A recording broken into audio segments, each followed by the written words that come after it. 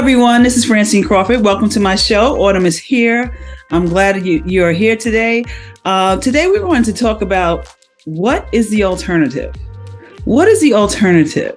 Now, we've had many videos and we've given you information and advice and things to do.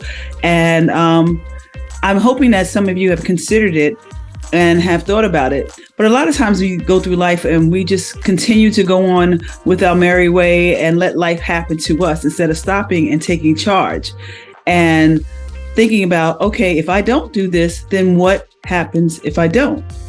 So I want to ask you today, what is the alternative? I'm sure some of you have used some of the tools, but what if you do not do things like spend time with your family members, with your loved ones, observe them, find out what's going on with them? What is the alternative? What is the alternative if you don't write down all their medical information or find their medical information or what medicines they take or what doctors they've gone to or if they've had any tests? What is the alternative? This is a question to ask yourself. Nobody can answer it but you. But we want just to talk to you and say, consider the alternative. Consider the alternative if you don't take the time to write down all the emergency numbers for somebody and your parent lives by themselves and something happens and no one knows who to reach or how to reach you. Or what is the alternative if you do call them regularly because you love them and you want to talk to them and you cheer them up and give them advice, but you don't come to see them? What is the alternative? What is actually really happening? Maybe everything is fine, but maybe it's not. Maybe you don't know the new people that are coming around them. Maybe there are people that are coming around them that you're not aware of what's going on. Because you don't show up, then people think that they don't have anybody around them. And sometimes people do take advantage of elderly people. So the question today is, what's the alternative? What happens if something happens to your parent and they do call you and the hospital does call you and you get to the hospital and they're going to ask you a billion questions and you don't know them? What's the alternative? Well, the alternative may be they don't get the best help or they don't get speedy help. And then their situation may call for something that needs to be attended to quickly. So that may be the alternative. The alternative is how bad you feel when you're the point person and you don't have the information. That could be the alternative. So what if you don't come around and there are new people in their lives, new people that are taking advantage of them, new people that are questionable, that maybe they trust because they're there and they're giving them more information than they should. One person had told me that, it's like, wow, people are taking advantage of old people that are coming to their house and they're, the old people are, giving them information and things like that they shouldn't have. They may lose things because they do that. They may lose out or they may be taking advantage of them financially. And the person said, well, maybe they shouldn't open their door. Well, if you were old and you were by yourself for a long time and somebody rang your bell, you might open your door just so you can have a person, a human being to speak to. So that's not enough, but there are people who prey on them and they do ring their bell and they do open the door. And if you're never around, you don't know what's going on. And that's the what if. What if the alternative is if you don't come around, if you don't make it your business to be in your parents' business? What if seniors? What if you don't tell your relatives? What's the alternative? You don't tell your relatives about your financial situation, about your health, about your wishes. What's the alternative? Then someone makes a decision for you and your life and your health that you may not want to happen or you may not agree with, but you may not be in a position to even speak or to tell them what you want. So what's the alternative? That's why I encourage people to prepare and to have answer the hard questions and to ask the hard questions. It's hard to think about it.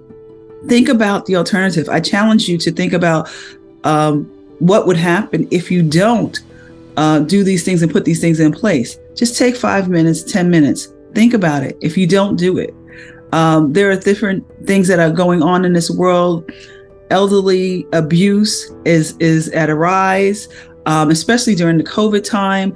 And it's a shame, but it's something that we don't talk about because we don't want to think about that. But this is real and this is happening. People are abusing and taking advantage of elderly people. And we want to make sure that they're safe. But there's so many different ways that people are abusing them. Of course, physically, people can abuse you physically and things like that. But there are also ways like neglect. People who are supposed to be in line to take care of you may not be taking care of you. Maybe that home attendant, your parent has a home attendant and you think you set that up and they're okay. If you never show up, if you never look, if you never go there, you don't know if they're being taken care of or not. They may be neglecting them. They may be abusing them. There may be a family member that is living with them, so you think everything's okay. But if you never show up, you don't know. And maybe they're not physically abusing them, but maybe they're not bathing them. Maybe they're not giving them their medications. Maybe they're not taking them to the doctor visits, things like that. So what is the alternative if you don't put in place certain things for safety, certain things that that you can do to put in place that everybody has the information that they're supposed to do, the emergency contacts, the financial situation, putting in place your will, your trust, things like that. What is the alternative? Now, we're not judging, we're just saying, think about that. Because the alternative may be, okay, if I don't do it, maybe my sister, my brother, they might do it. Or if I don't do it, dad will do it. That might be the alternative, and that's fine if there's somebody else. But if you don't think about it now, you may not even know at the time of the crisis who's the point person. So I encourage you to talk about that and just take some time and think about that. Take some time and put the list together. Put the list together of the possible people that can help you. We don't take time just to write things out, and while you're doing that, put the list together about the emergency contact numbers so you can put it up on the phone, on the refrigerator or something like that. Put the list together about your parents' medical, make a phone call, find out about their doctors, where they go.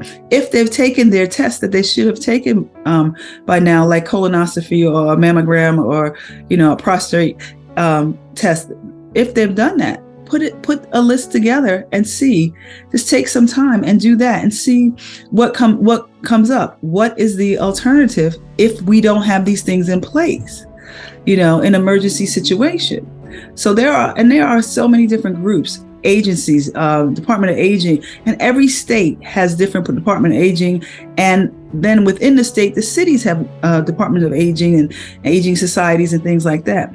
I challenge you to cold call these places now, before there's a crisis, before you're looking for something. Maybe you're looking for housing, maybe you're looking for the proper doctor or things like that. They can refer you, but sometimes it takes a long time to kind of navigate through these systems and through these agencies to get to the right person that will give you the proper information. So if you cold call now and say that you're in need of something, and see how long it takes you to really get to that one person or that department that you really need for this situation before it happens. Those are ways that you can kind of navigate through the system. So if something happens, you know exactly where to call. And when you get that exact number, write it down. That exact department, write it down. So this way, and just ask them, what will you need? If this should happen, what are the things will I need? What kind of paperwork will I need? Will I need insurance? Will I need their Social Security? Will I need this? Ask them that. Take the time out now, because the alternative may not be good. Now, think about it, what the alternative will be. Also, if not you, who? Who is the person? Who is the person that's going to take over? Who is going to step in? If you're not able, or if you just may not want to do it or can't do it or want to do it. Maybe logistically you can't do it. So who is that person? Think about that. We think about growing older, and we think about it in a traditional manner that, we just accept things. We're just going to grow older. So our numbers are going to go up. And because our numbers go up, that means my body's going to hurt. I'm going to get weak. I'm going to get tired. I'm going to have to give up certain things like maybe driving. My eyes will get weak. And then I'm going to sit around. I'm going to get sick. I'm going to be bored and lonely. And then I'm going to die. It doesn't have to be that way. There is no guarantee that has to be. You can still be active. You can still do things. You can join community groups. You can do exercise, and maybe your body will get stronger. We accept so many things. Oh, well, when I get older, of course I'm going to put on weight. You have to put on weight when you get older because you're sitting around. Well, what is the alternative? If you put on weight, that may lead to some illnesses. That may lead to you not being healthy as you're older. We want a better quality of life. So you got to think about that. You can't just accept it saying that, okay, well, this is natural. Well, you have to recognize it and do something. Exercise, walk around. Because when we get older, we slow down a little bit. But when we notice certain things, we need to start moving around, because weight might attribute to certain medical conditions. It may attribute to diabetes. And diabetes may attribute to going to being having to have a dialysis, which is giving you a less quality of life. So please recognize these things and think about the alternative. If I don't move, if I'm a senior and I don't move on these things now, if I have this information and I don't take advantage of it, I don't find out what's the best health or what my insurance covers, what is the alternative? We have to change our mindset about being older and getting older. We have to embrace it. We have to say, okay, this is what it is, but how can we make it better? How can we make our lives better and make sure that we're still living a better quality of life as we intended to? Nobody wants to work hard, achieve things, and just sit as they get older because their numbers are older and not do anything. Nobody wants to do that. So that's what my message is today. Just what is the alternative? And if not you, who's going to do it? And just change your mindset on thinking about how we think about getting older, how we think about approaching our senior years, that we still have life and we're still active, that we can ask for help if we need it, that we can move forward in life and do some things that maybe we couldn't do before because we didn't have the time. But don't just sit and accept things and accept life, that it's not, I'm weaker and I'm not going to be able to do things. Please put things in place now so you're able to do things, whether it's financial, whether it's a community around you, whether it's your sons and daughters. Tell them, talk to them, say, this is what I want. And I've saved for this. Let them know, because they may not even know that you have property or things like that. There's so many people I've spoken to didn't find out till their parents died that they own property in the other side of the world or the other side of town. They didn't even know. Why? They didn't ask them. And the parents didn't tell them. So they didn't even know. So that's what the message is for today. What is the alternative if I don't do the things that I know that I can do now, that I'm able to do now? What's the alternative for me and my family? If you're senior and your loved one has a better quality of life, you will have a better quality of life, because you won't be worried about them all the time. You will know that they're taken care of. So you will have a better quality of life. You won't panic every time the phone rings, so please look into that. Try to take care of them, try to reach out to them and do as best as you can. But think about this. Think about adding that into your life, the care of them even now, just to watch over and see if they're okay, and just make sure that they know that you're there. That's very important for them to know that they got you in their corner. Okay, so that is what my show is today. I'm Francine Crawford. Thank you for Autumn is Here. Thank you for listening to my show, and continue to listen on YouTube. And we're going to have some more talk about elderly abuse. We're going to try to have a representative to come and give you some information. But if there is something that's going on, there is a volunteer organization, JASA, JASA.org. You can go to that site and get information and find out if you need help, if there's a support group for you. Tell them your situation, or if you report someone else that you believe is being abused or there's some questionable activity, you can report them. It's not like a police report or anything like that, but it's a volunteer support group that can help you if your situation is something where you may need some extra help and some advice on. Okay, thank you again. My name is Francine Crawford, and thank you for tuning in to Autumn is Here. Have a good evening.